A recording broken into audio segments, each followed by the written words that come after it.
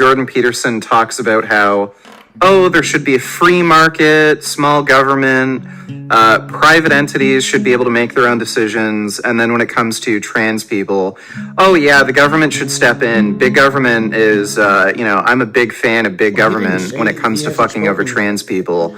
Oh yeah, don't let private citizens or private institutions, make decisions. Have the government step in and prevent that.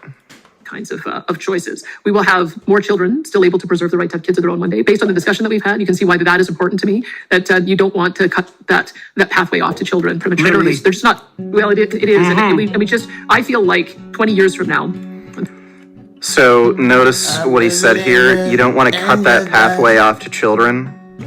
And he said literally, he's talking about the idea of minors having bottom surgery. So having like penis inversion or something. He's still spreading this lie that there are children having their penises cut off when they're having gender affirming care. That does not happen. By the way, most transgenders do not have bottom surgery. That is very rare.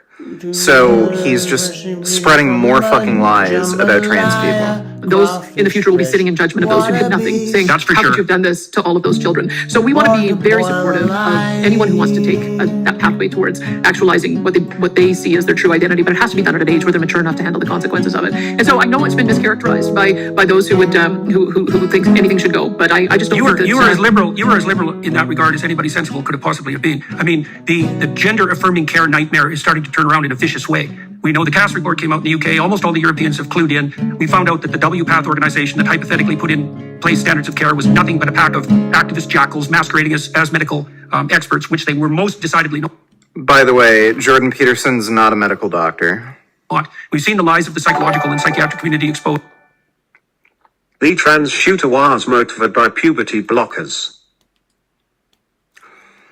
Nashville school shooter's violent rant revealed at last. Audrey Hale wrote about her torture as a trans girl and how she would kill to get puberty blockers.